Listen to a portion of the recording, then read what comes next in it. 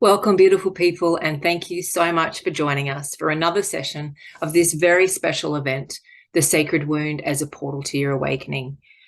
We're embracing the dark night of the soul in this online global conference. My name is Charlie Giles, and I am honoured to be your host for this very powerful wisdom sharing event.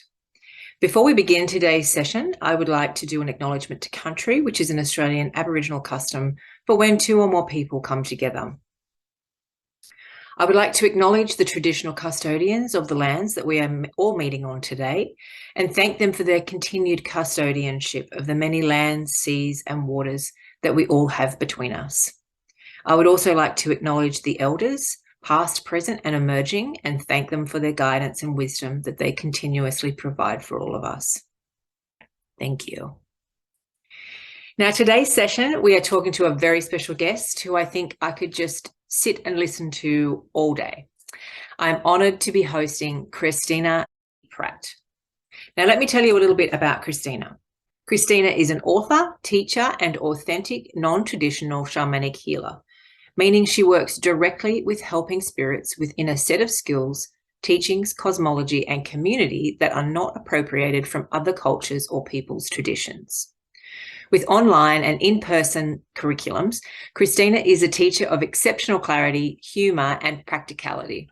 Her mission is to help us to engage the unique power of diversity and work collectively to engage the social justice challenges of our time with innovation, creativity and restorative love.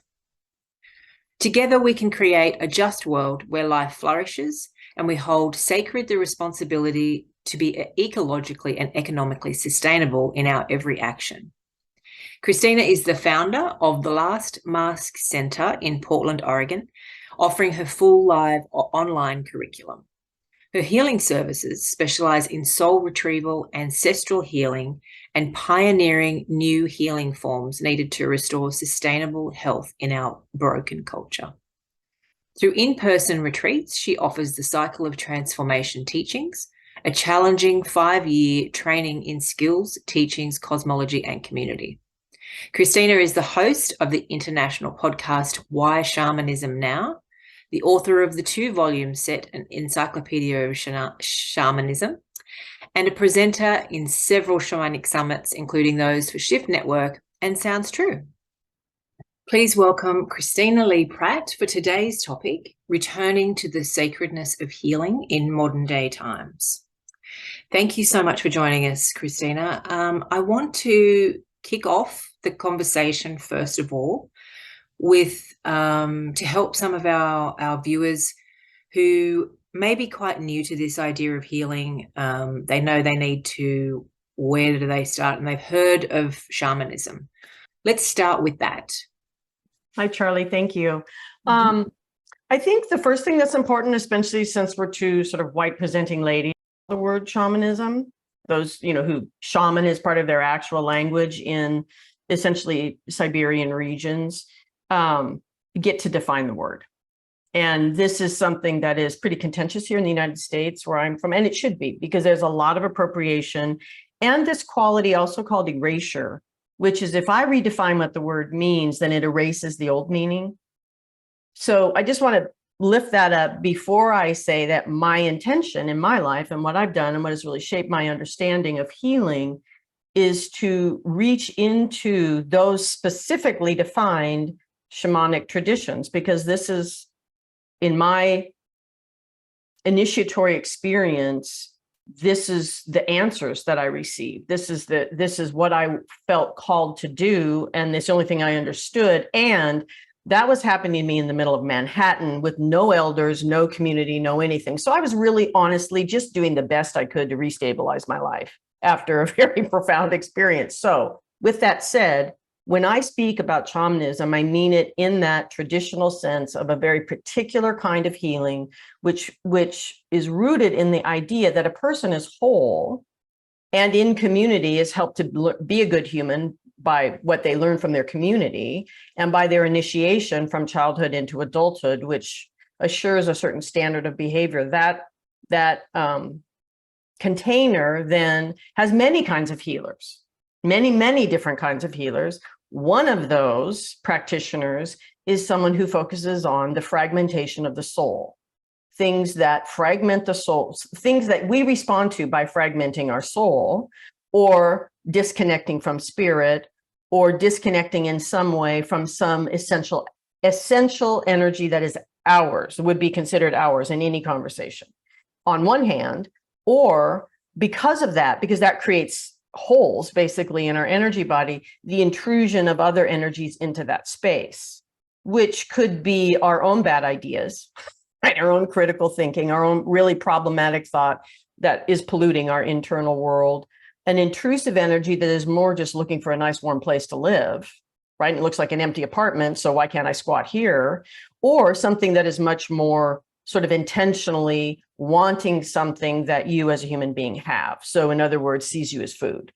So it's a range of energies that could come in and a range of energies that go out. And that shamanic healing in its traditional sense is those practitioners that are using a culturally sanctioned altered state to get help from spirit to see what those things are and to diagnose and then to get a remedy about how to either grab those energies and put them back or to grab those energies and take them out, depending on which side of that we're working with. And they see this as the human relative to themselves, the human relative to their community, the community relative to the land relative to the individual. So it's not just human related, that whole idea of getting a human being back where they belong is so that they are able to fit into this larger network of life that they're part of and not be a problem, because we're a problem mostly.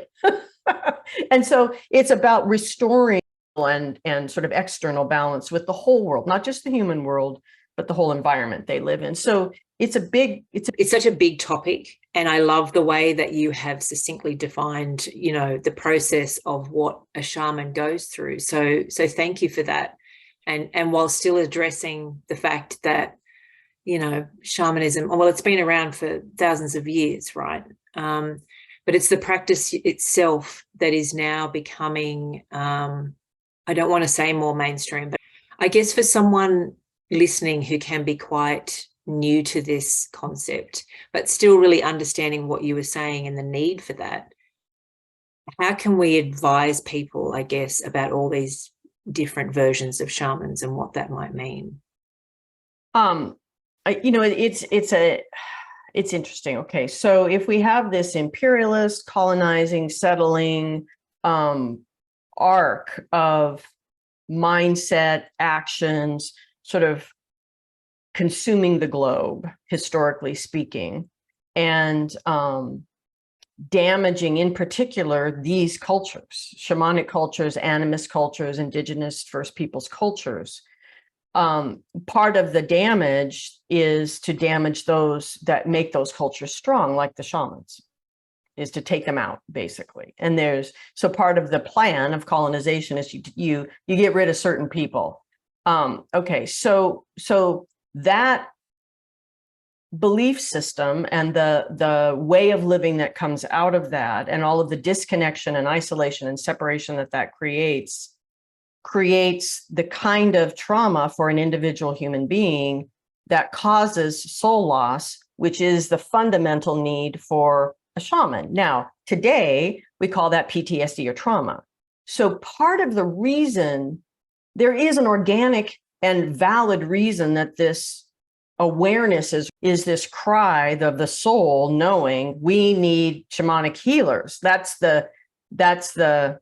where I try to pay attention to it, is this kind of healing is needed. If someone is diagnosed or just is aware that they are suffering from the trauma and the chronic problems that come from it, or has been diagnosed with PTSD or PTSD, you have experienced soul loss, period. And if we don't begin to cultivate practitioners who can bring people's soul parts back in that context, people will stay in an endless cycle of this healing journey, which we're here to talk about, right? And that's really my key message is, if you're truly traumatized, you most likely have experienced soul loss. And the direct way to deal with that is an initiated and trained shamanic healer. So that's what you're looking for, is a person who actually understands that relationship very simply. In other words, I would not have someone come to me and book 8 sessions. I don't need 8 sessions. I need 1. And then I send you back to your therapist and your whole support network to do the integration and the work. I'm a specialist. I do this one thing, which is I go find what's missing and put it back, or I take what shouldn't be there and take it out. And so there's a little bit of research, and some people might be able to access Indigenous or First Nation practitioners, maybe. But for me, as a white presenting person at this time on earth, I have already taken too much. Not me personally, well, sort of maybe me personally, but historically, I'm not going to go to an Indigenous person and say, now heal me, please. I just feel wrong about that. And so part of the reason I don't just land on white people should never use the word shaman or shamanism is we are a profound source of creating trauma and experiencing trauma. We need to grow those healers up who can deal with it within our own culture and fix our own problems, is how I look at it, and then reach out from there. So back to your question, what a person needs to look for, and there are many really good practitioners in many, many different countries and with different training, but you're looking for someone who can talk to you about soul retrieval, can talk to you about integrating the soul parts that come back, and actually I wouldn't share the story of my initiation with someone, but I would be able to speak with them about it, that it is something, it did change me. I understand what that is. And so I would just look for those things. And if someone is trying to railroad you into something that is unbelievably expensive or takes many, many sessions, they're not practicing shamanism. They might be doing another healing form that is therapeutic and does take 8 sessions, but those are therapeutic healing forms. Shamanism is an energetic intervention. It's a thing that happens that shifts the energy, which then you need to deal with after it happens. Right? And so there is a need for the therapeutic healing that goes with it, is how do you integrate and change yourself to be able to stabilize and rise up to that energetic intervention that just happened. Maybe that's way too many words, but my main perspective is do your research. Look for someone who is going to talk to you about, yes, I do this. Yes, I've been initiated. And yes, it isn't going to take long to get you started. I mean, someone will come back. Like a normal beginning work with me would be 1 session every 6 months for 18 months. That's not that much. Big change in that amount of time, but it takes time to integrate a true shamanic healing session, right? Because it takes. So, it would be a great place to start talking about what does that look like? What does healing look like? And what are some of those challenges? What do people really need to, embrace about this idea of healing? Yeah. And I'm just laughing because I'm guilty of that as well. When I was in my 20s, right? I got blackmailed actually by my massage therapist to get a you can't get on the table until you pick. So I literally randomly picked. And what I picked was a form of meditation that that I now teach, which actually is about energetic clearing. And by clearing, I mean the ability to access inside of yourself the level at which the result of your choices lives, to engage old choices and change them, and thus activate your own agency and power to create change in your life. So it's really learning how your choices and your stories can either support your body's natural movement towards health and well-being, because bodies heal. That's their wisdom, is they heal. They are always trying to go to health and well-being. If they're not, we're in the way somehow. Right? One way or another, we're in the way. And so healing, like that ability to support the healing of the body, really begins when we understand our own agency and how our own choices influence the body's ability to rise to healing. Now, here's the problem with that. If I am coming from a judgmental, blaming, and shaming place, which is often the place we're thinking when we're trying to deal with trauma and we're still in a victim perpetrator place mentally, when someone invites us to step into our power and agency and look at that experience differently, we go straight into feeling that we've been blamed for our own trauma. And that is just this endless cycle of not getting anywhere and re-harming ourselves. And so I believe at this stage on this planet, given the climate situation, we simply have to help each other grasp that piece first, which is your body, your soul, your mind, your heart will heal if you let it. So part of our agency and power in life is to recognize how to come into partnership with that. And so for me, that piece is part of what I teach people about their own, that part of their own energy body. Energy body is this big course of study. You could study energy body healing and energy body mastery. It means a whole lot of things, and it's beautiful. And if you're called to do it, go for it, right? This is a very specific place where our choice lives. So we can get in there and change old choices. So that's a really important aspect of healing, because at some point, even that story of your courage to get the healing and your identification as that person rising out of trauma and getting what you need to heal, even that identification has to go if you're going to move on to the next place in the journey. It's a long journey to become whole as a human being. And that's just getting to zero, right? The next place is to live yourself in the world.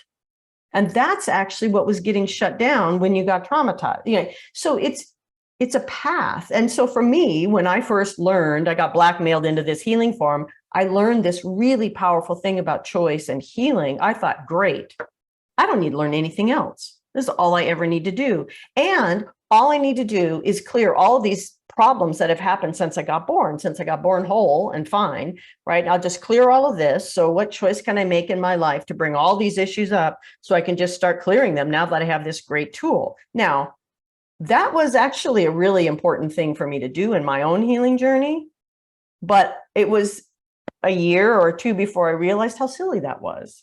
This idea, right, that all I had to do is fix what was broken, and then I'd be done. That there was this end, versus realizing I needed to become a person who was oriented in life in a certain way that, again, nurtured these relationships that allow me to keep healing and keep discovering and becoming more and more whole and one with myself. Because that's really what your healing journey is serving, not just you feeling better, but you becoming whole, you discovering who you truly are and what you're here to do. I mean, that's the larger purpose in which that healing journey over specific life events fits.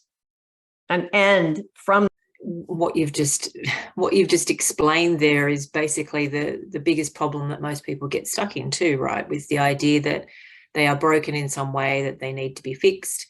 They look for that immediate kind of fix, and then, okay, so now I'm better, but I don't feel better. Things haven't changed. I find that really interesting what you said about the choice, because I was thinking to myself, without doing that and you're trying to heal, you just keep going back to that same pattern problem, don't you? Mm-hmm. You manifest the old pattern in your new level of consciousness. Right. And it happens again and again and again. And nations do this, right? Revolutions do this, where there's this huge revolution to change this oppressive pattern or this traumatic pattern, and people rise up, but because those fundamental choices that came out of don't really change, they just create a new version of the same pattern. And it's hard. I've been at this a long time. It's exhausting, right? To just keep using these great clearing skills great healing skills, only to realize you're basically cycling in a circle in your life that's just big enough. You don't quite recognize, oh, wait, didn't I pass that tree before? I'm just going this great big life circle. I'm not going forward. into this ability to bring the gift I uniquely have to give out into the world. That's, we're not here just to heal. There's nothing unique about that. I mean, we're all here to heal. We're all here to teach. We're all here to learn, yada, yada, yada. That's not unique. That's true for all humans. Each of us has something unique to give.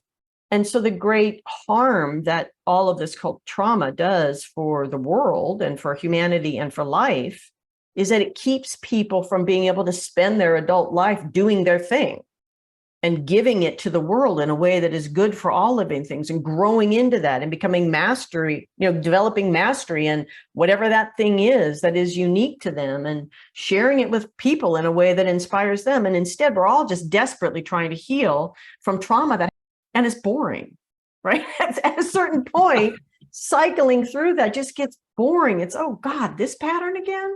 I thought I did that. So yeah. Yeah, absolutely. And it gets you down because you're thinking, why am I not learning? Why am I not getting it? Mm-hmm. I Yeah. did think I got that last time, and apparently not.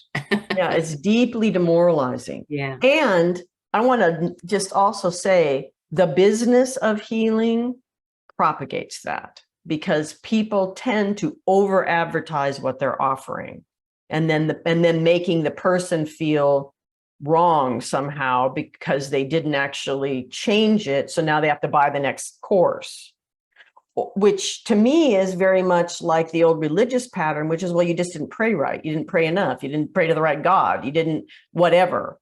And we're not realizing this is an oppressive pattern to keep us thinking we're the ones that are broken and we're not doing it right, when the real bottom line is, no, we just need to access that place of choice. And then we can change within ourselves. And then for me, in the courses that I teach, the level I'm wanting to help people get to is how we collectively with these shared skills can change the systemic injustice. Because of course, that is a big traumatizing pattern that we experience. And a lot of that is really interwoven with unresolved ancestral issues. And so this is the other thing, when we treat our healing process as primarily psychological with alternative things to make it more creative, right? And give it more voice, give it more feeling, it's fine. However, when we don't really drop into the shamanic underpinnings of our healing process, we miss the fact that an aspect of what's going on right now for all of us is unresolved ancestral issues, which need to be unraveled.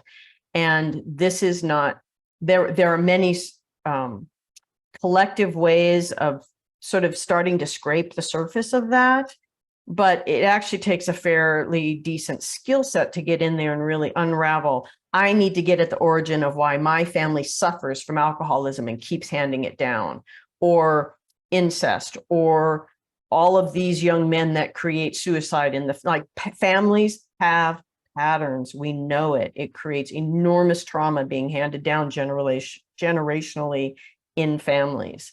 If we don't deal with the unresolved ancestral issues, we will just keep churning in this. So it's not just us and our choice, but it's that there's a bunch of dead people here who also made problematic choices. They weren't tending well at death, and they're still here influencing our choices. So that is another thing that makes this healing process feel so repetitious, and then we feel like we're not doing it good enough, and it really undermines our own sense of self. And then the other piece of it is we don't really understand shadow and how to work with it. That for all of the efforts that people have put into it I was born in 1960. This was basically the dawn of the human potential movement. So my whole life has been sort of steeped. I've always been sort of steeping in that energy. And I think about that, shadow work is a mainstay of men's work and women's work. And right, sexism, racism, the whole thing.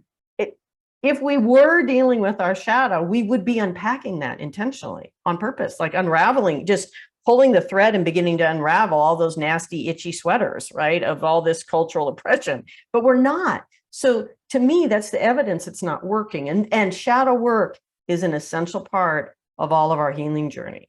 And so the problem is, for many people, they're dealing with this horrible personal violation kind of trauma, whether, some sort of sexual or emotional abuse or something really awful. And they just get their feet on the ground and feel like, oh, finally, I'm going to go forward. And bam, their own shadow stuff comes up. And it's just like, this is so unfair. And I'm only laughing out of absolute empathy and sympathy for the human condition right now. There are ways to deal with it, but please choose a way to deal with shadow work that has this sort of shamanic underpinnings, because it's easy, it's fun, it's joyful. You get your sexuality back, your creativity. I mean, you get these aspects of yourself back in months, not years. And the thing is, we don't have years anymore. I mean, that's the other thing that is really a part of why many reasons, but one of the reasons to say yes to speaking on this summit is these next generations are looking at the future, what the future holds for them. And it's depressing. It's deeply, deeply depressing and anxiety provoking. We don't have 30 years to spend with a therapist. Not that I'm not dumping on therapists. I'm just saying, in terms of choosing modalities for your healing journey, we don't have that kind of time. And this is the value of really understanding shamanism as a healing modality in the whole landscape of healing modalities. It doesn't do everything, but it does certain things exceptionally well, which allow everything else that you're doing to unfold in a more brisk pace. Not that we want to be fast and superficial about things, but we don't have 30 years to deal with, what happened to you. I love everywhere that this conversation has gone. You've covered so many things, and especially the shadow. I know for myself, how important it was, and exactly what you're saying. I'm a perfect representative of that, because, trying to do the talk therapy is one part to it. But then what you find is that you keep repeating the story, and you get attached to the story and the narrative, and that energy isn't shifted, that there's something still in there within you that is imparted within you. It becomes, something you're attached to. And I just know myself, the change that happened from an energetic and ancestral healing that was so powerful and so incredible, and something that, shamanically is what opened my eyes to this whole other, part of healing that I wouldn't have even recognized otherwise. There's no other way I would have gotten there through talking and more talking. Yeah. It's just, it was incredible. So, thank you for bringing that all in, because I think it's just so important for people to understand that there's a lot that they don't see and that they don't know as well. That's what shamanic healing can bring in, right? Yeah. Well, it's one way of knowing, the mental aspect of who we are is one way of knowing, and it's a big world up there. So you can spend a lot of time talking about things. However, there's an emotional body, an emotional way of knowing, has its own language, and all of these ways, all of these wisdoms have their own wisdom, but in a certain sense, their own language. So, for human, we have mental, we have our emotional, we have our physical body, and it's essential wisdom we've already talked about, which is healing. The body heals. We don't know how or why, and the earth heals if we let it, right? And we heal if we let it, right? And then there's this spiritual knowing, which is really big, but people have a tendency to escape the pain they've experienced in their physical body and their actual lived every day on the planet life, and just the pain of being on the planet right now and what's happening on the planet, tend to escape that into these spiritual solutions and think that that's somehow going to get the job done. And what I love about shamanism is it exists in this world where all four of these wisdom bodies come together. That knowledge in my mind or from spirit, divinatory wisdom, makes absolutely no difference at all until I can act on it. And I can't act on it in a clear way until my heart is also aligned with it and my actions, right? That my heart is okay with that. And so what for me has been so powerful about shamanism is it's retaught me how human beings really live at the most magnificent expression of what humans have to offer in that place, that junction where all of these wisdoms come together. And so the limit in any healing form is that it tends to maximize accessing through one or two of the wisdom bodies. And so therapy is just mental.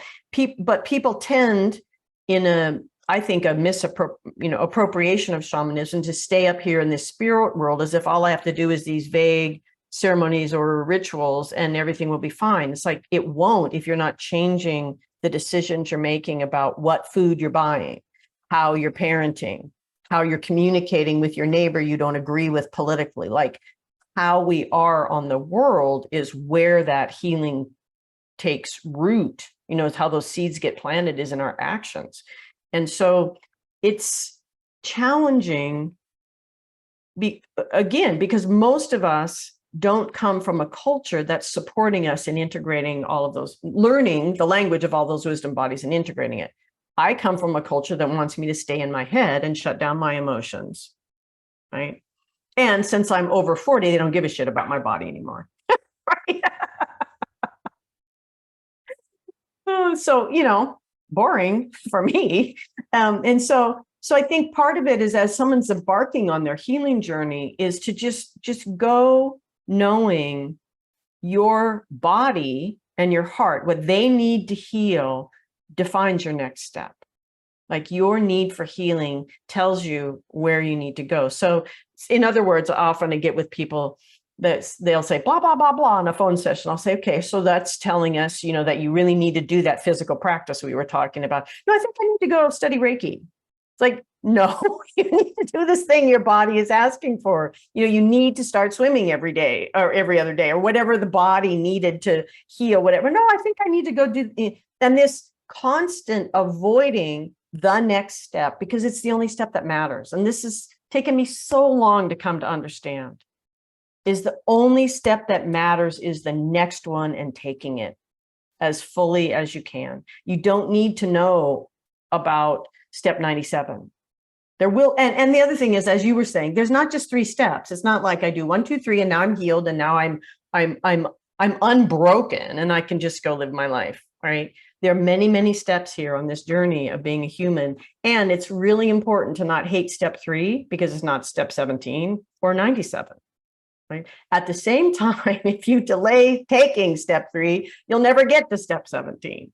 And so that's the other part of it, is there's a lot of steps we don't want to take, right? But they're necessary. And so the body and the heart are helping you to guide you towards it. It's not like, for me, my body broke down. I was only 20 something and my body was already breaking down. So that was not looking good for my future. And it was taking the steps that met the needs of my body, right, that allowed that healing journey to unfold. And for some reason, I don't know, someone must have told me, I recognized that and kept checking in and aligning my steps with really listening to my body. And that allowed what could have been a very long and meandering healing journey to really snap into focus. And even though I didn't like the steps, as I really listened and took them. And that can also help people to shorten the duration of the part of the healing journey that is you just trying to get functional in your life and get to the point where now you're functional and there's still healing. So I think of it as, you're in the beginning when you wake up into it because something's breaking somewhere in your life, right? Is your healing is the main course at every meal for a while, but eventually it's the salad. Right? And your life is the main course. And it's just this salad you have to eat because it's good for you. It's not the dessert, it's the salad. Right? You have to eat it because it's good for you. But now you've gained skills for when it was the main course, right? You've gained the skills that you can just eat your salad. But you have to keep eating your salad, right? Yeah, I'm going to look at my salad differently now. But then you do get the dessert, there is the gems, right? That's what comes from it. And I mean, as you said, we talked about earlier, there's the gifts that come from there. One of the gifts, though, that I think people ignore, that I think is really it's a little, like, the little gifts matter. We tend to go for the big ones, but the little ones, and one of the really little gifts is when you actually are on step 17 and you can turn back to someone who's on like step 14 and give them a lift up, give them a hand up. I mean, that ability to restore our relationships with each other and just share what we've learned, not as I'm now the expert and having a course on it, but here, brother, sister, fellow human being here, let me share this with you and maybe this story will help. And when your story helps somebody else, when they go, the fact that you did that day and I watched you do that with that person totally changed where I was in my healing journey. Really, thank you for that. So in our courses, part of our dessert and our work is to celebrate that and to toast. And in the toasting, we're literally outing each other for all these magical things the person didn't even know they were doing that changed this person's journey. And that's an important thing to understand is, in the beginning, we feel so alone on our healing journey. And we're sure we're the only person that's ever suffered this way. And we're not even sure anyone's figured out how to help us. Right? I mean, it's really a lonely, hard place. And it takes a while on that journey to realize, oh, there's a ton of people here. Everybody's experienced this. There's literally nothing unique about my suffering. That humans all suffer the same way. I mean, that isn't to disregard that from a social perspective, people suffer very differently. They do. But from a human perspective, humans, our repertoire for suffering is actually pretty set and fairly narrow. And we just keep doing it, right? And so what can we do to learn from that and rise out of it? Because where we are truly unique and very special is in doing what we've come here to do. Right, to doing what is uniquely ours, that gift that we have to give to the world. And so the more that we can support each other and realize we're not alone in our suffering, we're not alone on our healing journey. We aren't the only person that's ever felt this way.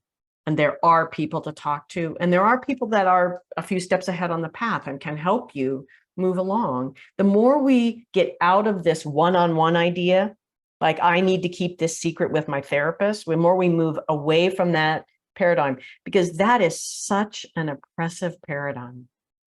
It is, I mean, people don't think about it because they're just so happy to finally have someone to talk to them. Not to dump on therapists, but this idea, whether it's your shaman or your massage, your yoga teacher, like whoever this is, this one-on-one idea that only this person in the world can understand me. It's really limiting because it's our isolation from a healthy community with each other that is a big part of our wounding. Yeah. So I encourage you to notice if that's what you're thinking, that you're alone on this, and realize that you're not. And, what a beautiful place to close off this conversation. As much as I don't want to, I think we could talk about it for quite some time, but I am conscious of the time. I would also love for you to talk about your free gift. So the gift, not yet opened, is a kind of a curated set of podcasts, different ways of looking at. We haven't actually taken these life experiences that we've had that we consider traumatic or problematic and really unpacked them for that gift that they do have to offer. As you were saying, Charlie, earlier in the interview, actually, like this healing journey gifts us ourself. And as we get more of ourself here, there's more we can give to the world. And this is how we repair all the damage that's been done. And so this little free gift is just 4 different perspectives from pulling from the Why Shamanism Now archives that are all focused on this topic of how do you unpack these gifts you received you really wish you could have sent back. I love that. Excellent. So that will be available for everyone to download. And of course, where can people find you if they want to work with you and look at your courses? So our somewhat outdated and not quite updated to current technology website is at lastmaskcenter.org. So last as in the final, mask as in mask, and lastmaskcenter.org. And the classes are all on the homepage.